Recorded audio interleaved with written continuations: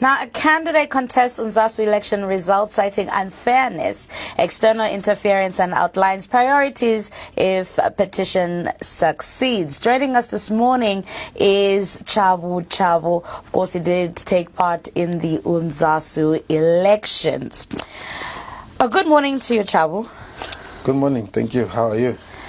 I'm good. I'm just curious to know, what was the election process like for you? In the beginning, it was all good because we had stiff competition. Yeah, we had 80 aspiring candidates on the position of the president. So that should show that young people are ready to participate into democratic process and also leadership. So in the beginning, it was okay. It was giving that vibe of democracy. It was giving that vibe of transparency and accountability. Until when they were a day of announcing results, that's when things started moving the other way around. Yeah. Now, I know you've raised a few concerns, such as you've cited unfairness. You've talked about external interference being part of it. But when we talk about interference, what do you mean? Okay, first of all, we should understand that UNZASU is for the students. It is not for any political party.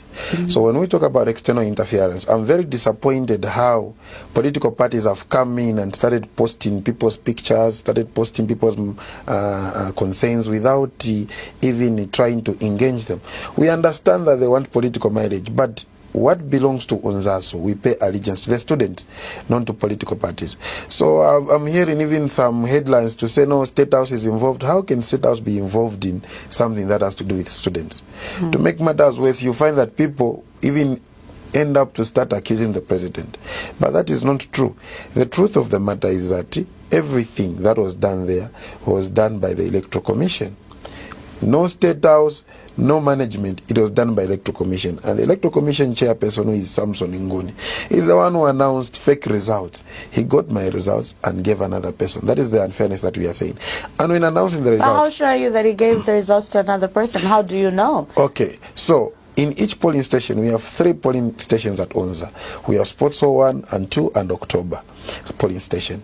So this polling station had got observers from SEC, it has got observers from myself, observers from another opponent, and also polling agents.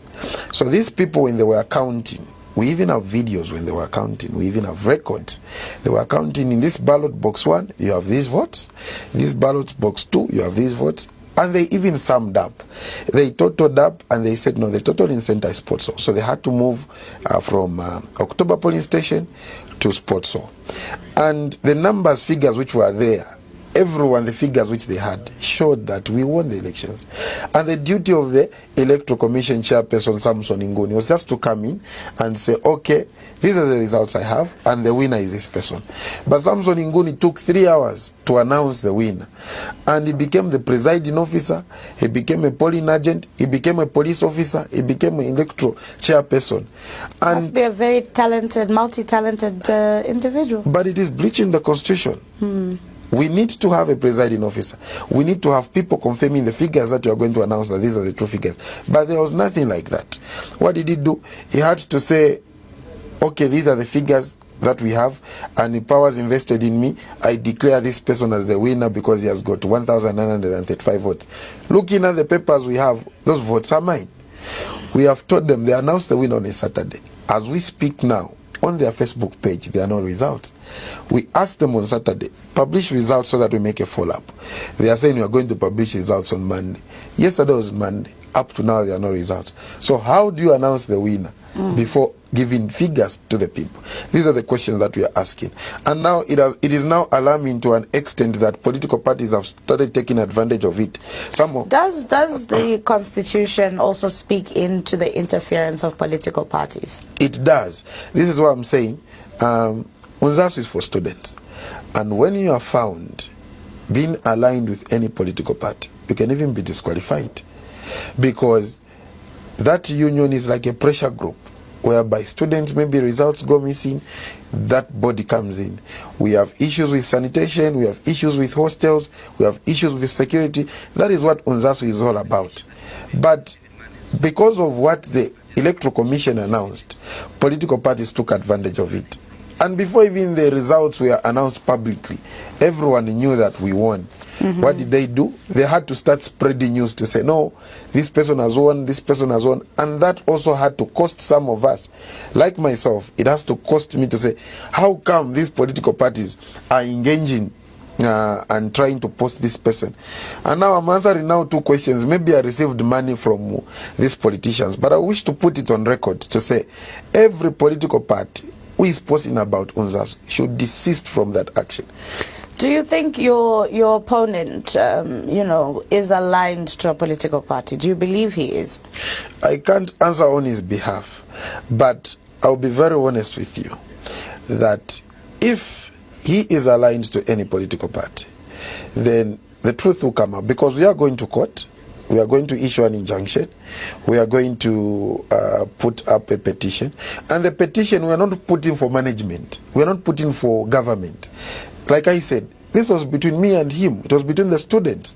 So I'm going to put an injunction on him and the Electoral Commission chairperson, who is Samson Ngoni. So we should remove the picture of State House, the picture of government, the picture of management.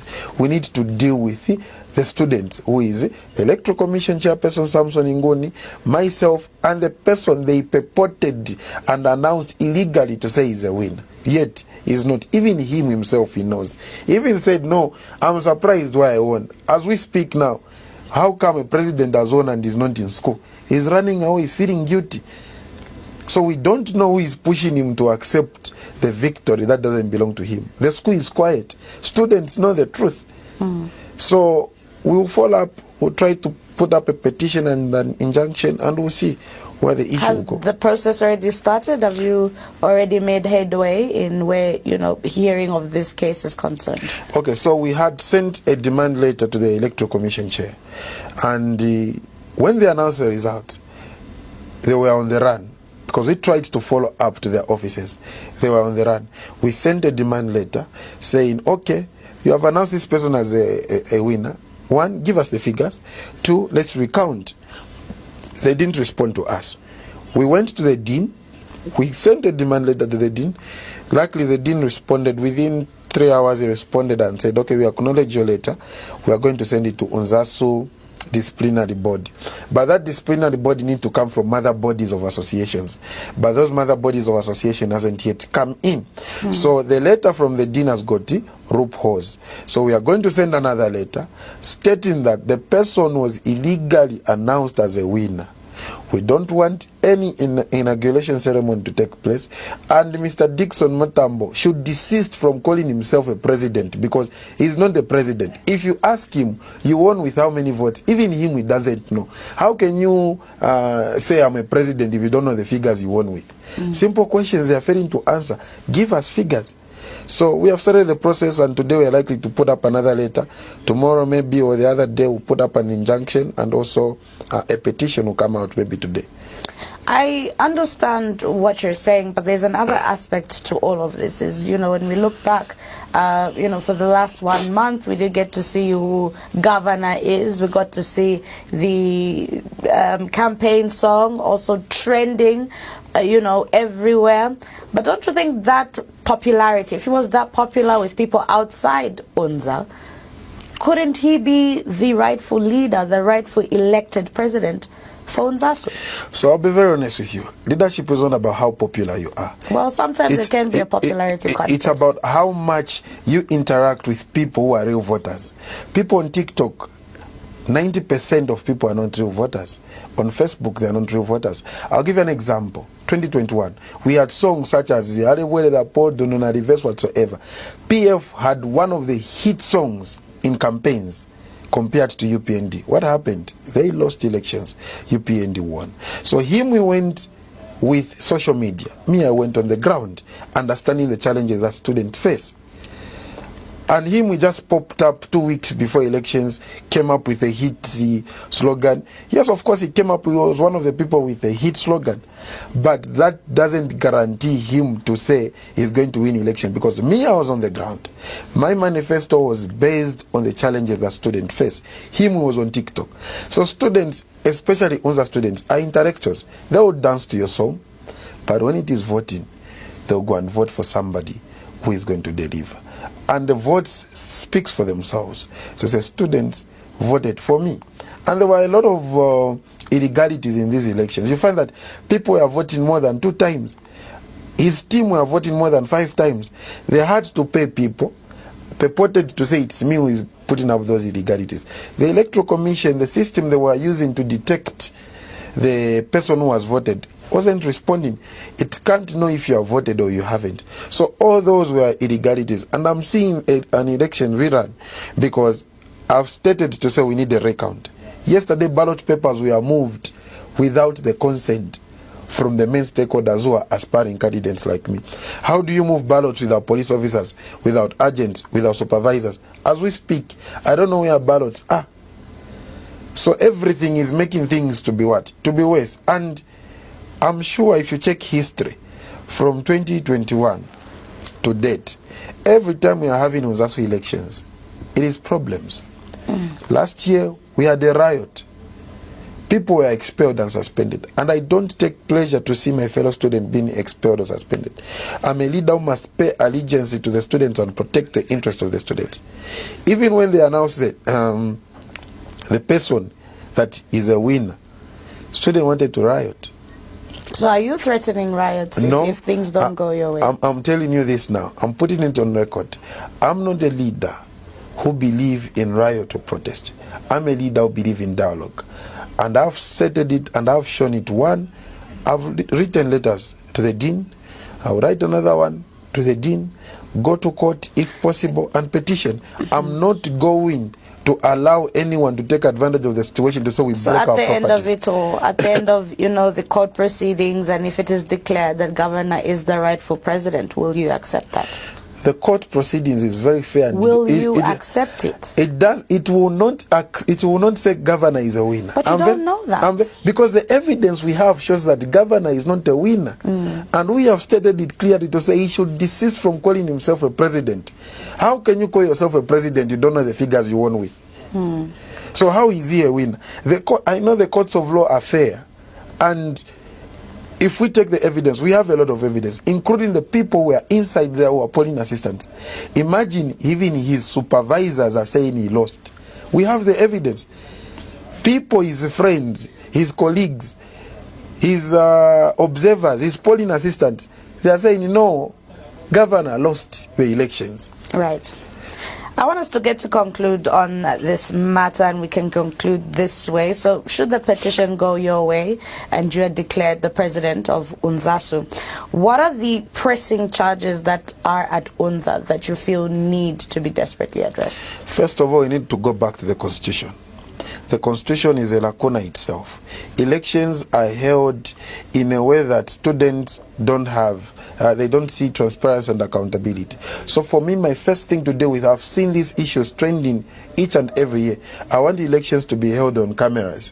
When they are counting votes, I want students to have chance to watch, to listen, so that we don't have these challenges. Not only that, in our manifesto, we included to make sure that we attend to each and every student's challenges. Students pay a lot of money in the university, but you find that some challenges are not attended to. We have a very, very dangerous policy as it stands. Exams are starting next week, and the policy is stating no CA, no exam. And that is my worry. If I have to give up to say, okay, I need this issue to go, it is because of that policy, because I want that policy to be attended to. And for that policy to be attended to, we need a president. And I'm sure if things go well, everything is done, and they declare a rightful winner, not governor, because governor is not the winner and he didn't win the elections, then we are going to attend to the student needs. And we pay allegiance to the student populace because we are also students at the end of the day. I understand that Governor also is a very good friend of yours. Yeah, he's a very good friend of mine, and when I was coming to the interview today, I told him to say, let's go together. And I was like, no, yes, I know I lost the elections, but they announced that me, I'm a winner, because they sleep the same bed with the Electoral Commission chair. Yeah, so even him, he knows. He's my friend. Even as we are playing politics, he knows that he lost. Today he confessed to say, yes, I lost the elections. Who else was there to hear the confession?